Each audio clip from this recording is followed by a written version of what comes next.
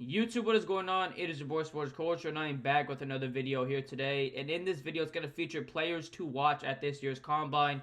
If you're a Green Bay Packers fan, these are just going to be players that I'm actually going to be personally watching, or I'm most intrigued to watch at this year's Combine. It's going to feature players at positional needs for the Green Bay Packers, like the cornerback position, wide receiver position, interior defensive line, and the edge position. So it's going to be a lot of guys that I think are just athletic monsters, fit the Green Bay Packers' needs, or I wouldn't say needs, but what they look for in players in terms of athleticism, height, and weight at their position. So without further ado, let's get right into this. If you are interested in more Packers-related videos, please subscribe to my channel. I'm going to try to make at least one mock draft per week all the way into the NFL draft, and just make draft intel-related videos for the Packers all the way into the NFL draft. So if you are interested into that, please subscribe to my channel because I'm going to be doing a lot of that. But without further ado, man, let's get right into it. The first position I will start off with for this video is the defensive end position, or the edge rush position.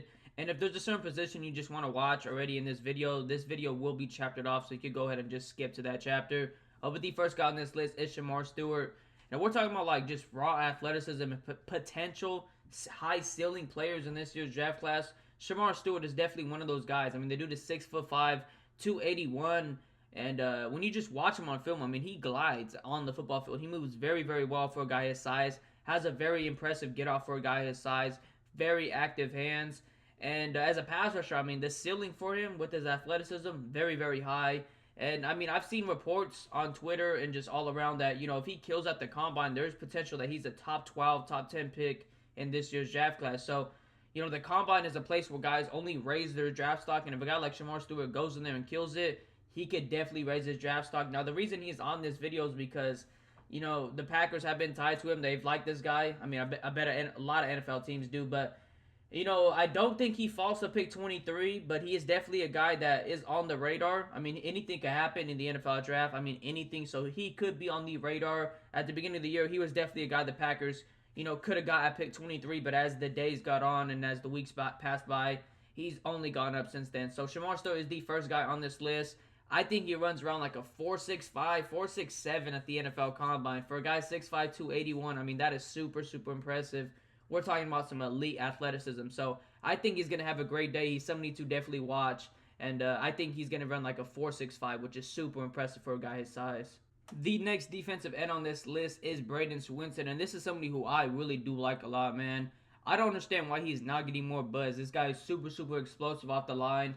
And I wouldn't be surprised if he runs one of the faster 40s at the defensive end position or at the edge position at this year's Combine. The dude has one of the more impressive get-offs in this year's draft class. Very, very quick off the line.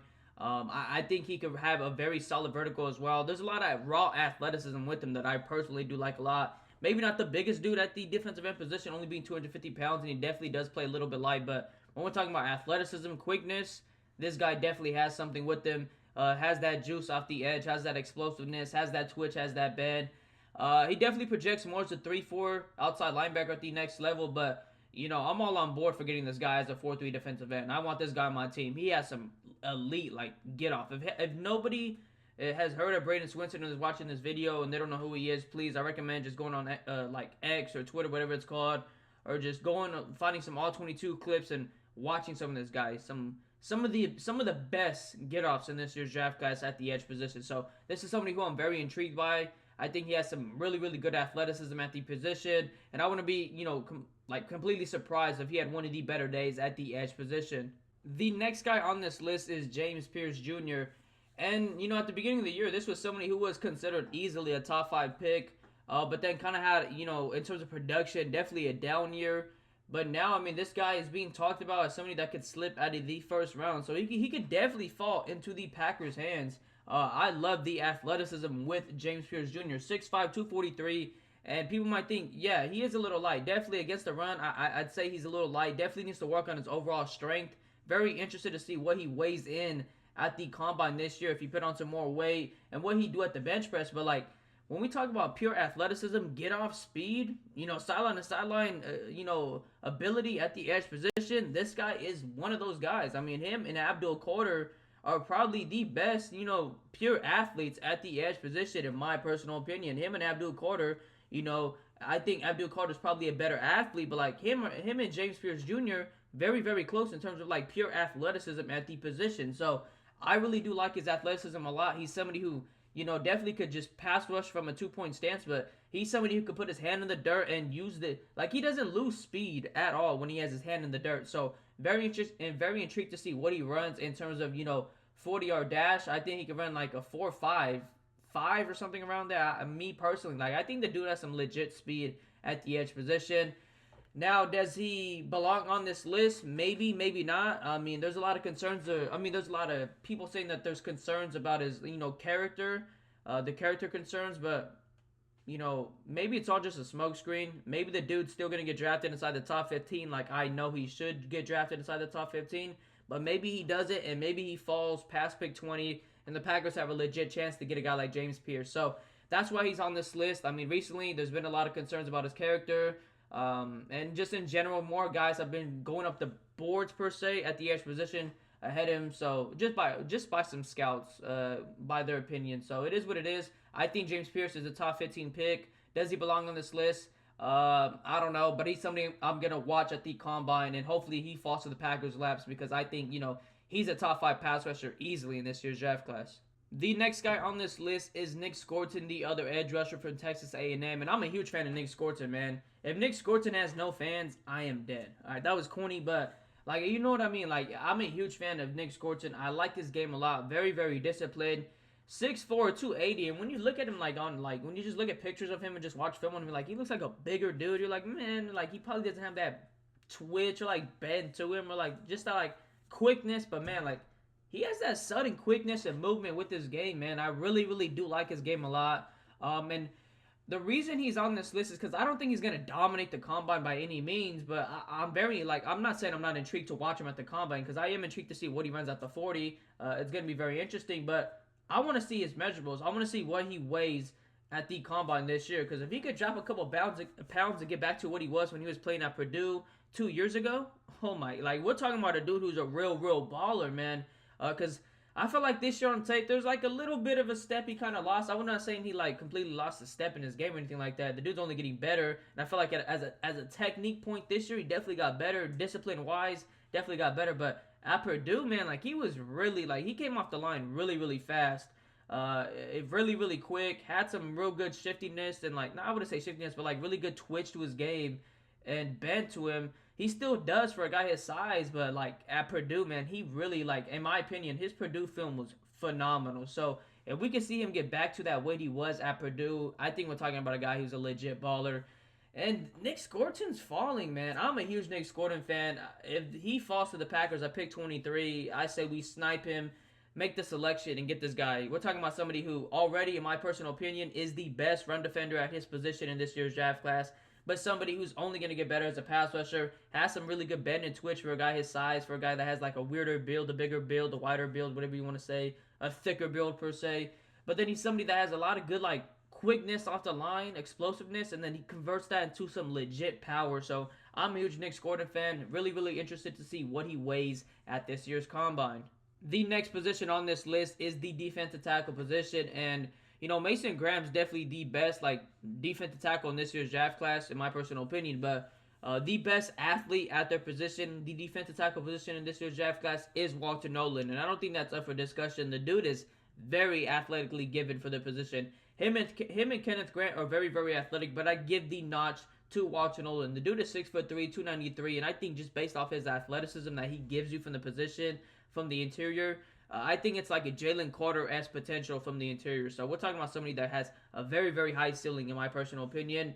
And I wouldn't be surprised, it's between him and Kenneth Grant, but I really wouldn't be surprised if we talk about players that killed it at this year's combine, that we talk about Walter Nolan as one of the like bigger like showcases, or not showcases, but like bigger guys that shows out at this year's combine, because 6'3", 293, the dude is very quick, has some great burst in a short-term distance for a guy his size, gives you some great just like overall movement for a guy his size. He can cover distance very well for a guy his position. Very intrigued to see what he does at the 40-yard dash, or what he runs at the 40. I think he can run like a close like 4.7, very electric for a guy at his position. So definitely intrigued to see what Walter Nolan runs at the combine, what he does at the combine. More intrigued to see what he weighs when it comes to weighing in and measuring. So first guy on this list at the defensive tackle position, Walter Nolan. The next guy on this list is Kenneth Grant. If I'm being completely honest, like the guy I'm most intrigued to watch is Kenneth Grant this year's combine. We're talking about somebody who's 6'3", 340. Just even looks bigger when you watch him on film. Just looks like a big monster in the middle, in the trenches. Just a big athletic guy.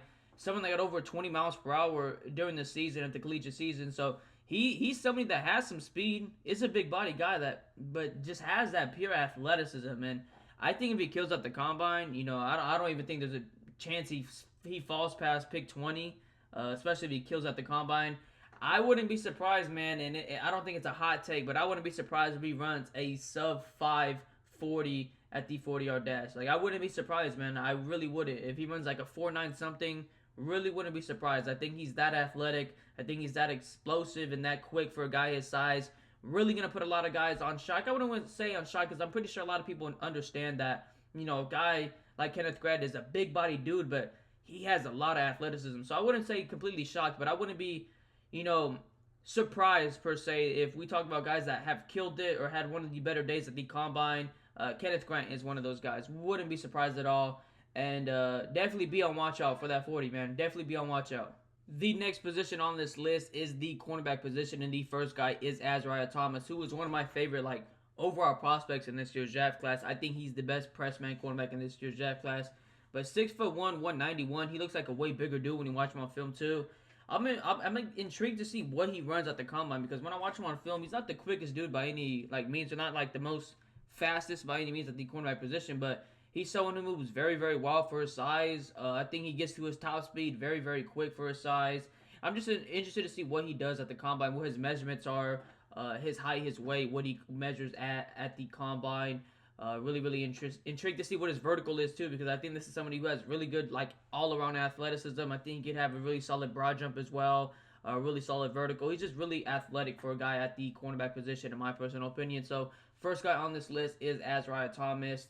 Wouldn't be surprised if he kills it at the combine. Right now, he's graded as a second-round pick, very locked-in second-round pick. Wouldn't see him pass the second round right now. He's locked in the second round, but if he kills at the combine, wouldn't be surprised if he's a first-round pick after his combine performance. So first guy on this list at the cornerback position, Azariah Thomas.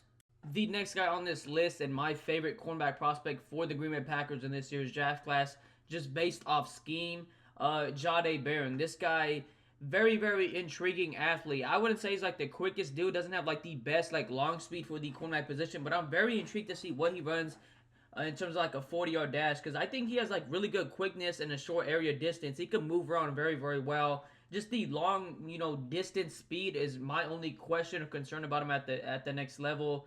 But very, very intrigued to see what he runs. Very intrigued to see what his vertical is, because he has some legit ball skills. When you watch his tape, the dude flies around in terms of jumping and making plays on the ball. Just flies out of the stadium, it feels like. Really intrigued to see his broad jump as well, because like I said, he just has a really good ball. He just has really good ball skills, and when he showcases the ball skills, you see his athleticism and his ability to make just really long jumps or really long dives to make plays like that. So really intrigued to see what his athleticism is overall at the combine. Also intrigued to see what his measurables are when he gets there. So very, very intriguing just player overall. Jahdae Barron, one of my favorite players overall in this year's draft class.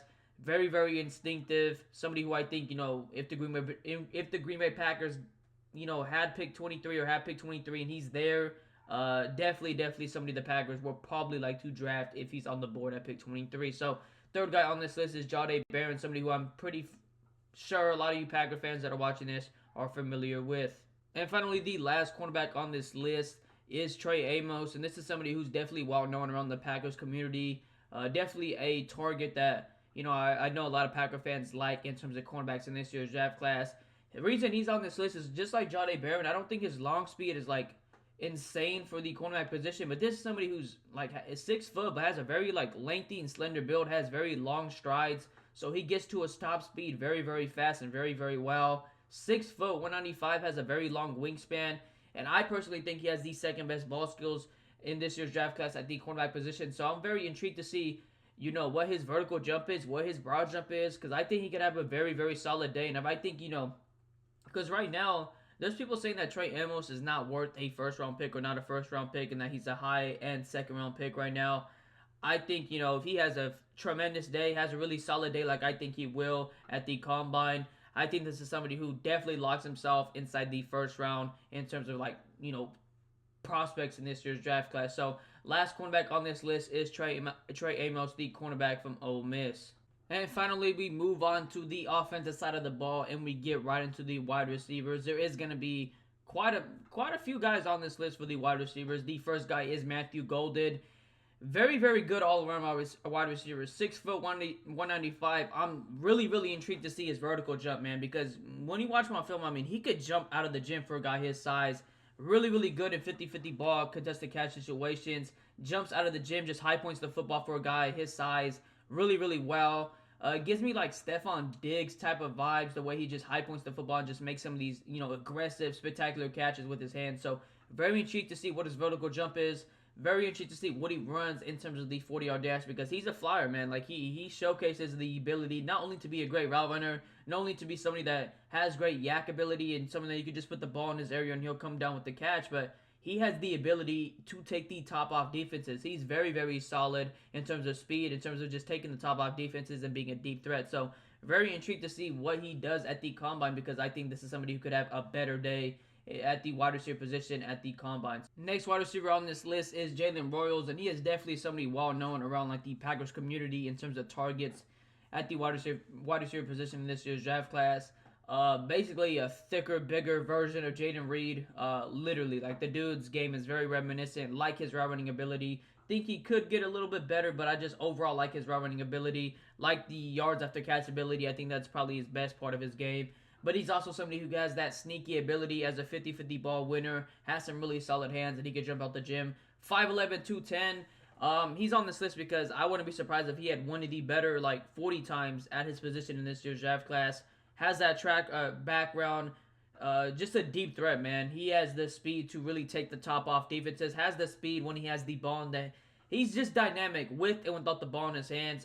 Could take the top off defenses with, his route running ability, and just could completely destroy a defense with the ball in his hands. So very intrigued to see what he does in terms of, the 40 time. Also very intrigued to see what his, broad jump is, because I think this is somebody who has just really good athleticism all around. So Jalen Royals, the second wide receiver on this list. The next wide receiver on this list is Savion Williams, and this is somebody who might not be like a huge target for the Packers. I don't know if they'd necessarily be intrigued by Savion Williams, but this dude is an athlete, man. 6'5", 225, and he's like Cordell Patterson 2.0. Deebo Samuel just bigger. I mean, the dude is very, very athletically given. His athleticism is off the charts for the position. I'm betting it right now. If I had to bet on a receiver from this entire video, just overall to have one of the better days at the combine, it would probably be Savion Williams. Maybe not the 40 time. I don't think he's gonna get off the line very fast to have a legit like great 40 time, but who knows? He could really have a really solid one. But I'm just talking about like vertical jump, broad jump, everything else. Like he's gonna show out in those things, because I mean he's 6'5", 225. He moves very, very well. Moves like a big running back when he has the ball in his hands. Route running wise, I mean, he definitely could get better, but he's just very fluid and smooth on his feet, has some quick, nimble feet. There's just a lot to like about him in terms of athleticism. He's somebody I'm definitely going to keep my eye on at the combine for this year. The next wide receiver on this list is Trey Harris, the wide receiver from Ole Miss. And he's the guy I probably want the most in terms of wide receivers in this year's draft class. He's a top 5 wide receiver to me. The dude's a dog. I'm so interested to see what he does at the combine. 6'3", 210, the dude could do it all, man, in terms of like jump ball ability, yards after catch, route running ability.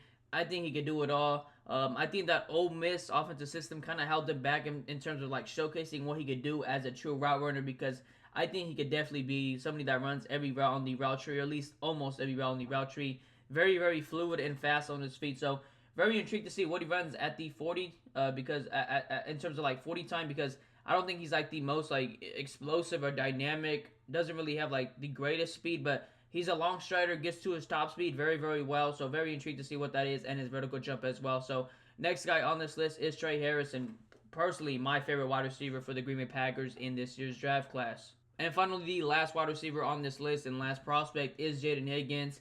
Very intrigued to see what he does at the combine, because I don't think he's like an elite athlete for the wide receiver position, but you're talking about somebody who's 6'3", 217, can run every route in the route tree, gives you versatility inside and out, very fast feet, just a really high IQ football player when it comes to route running, but I don't think he has like the speed to be a deep threat or really take the top off defenses. I think he's gonna be getting most of his catches from short to like medium to intermediate range. So that's where he's gonna get most of his catches, in my personal opinion, especially in the middle part of the field. He's phenomenal on in breaking routes, but just intrigued to see what he runs, what's gonna be his vertical, and what's gonna be like just overall his measurements at the combine, because he's a big dude. You definitely want to see what he runs at the 40. It could be very impressive, but I think he's going to run maybe like a 4.5-ish.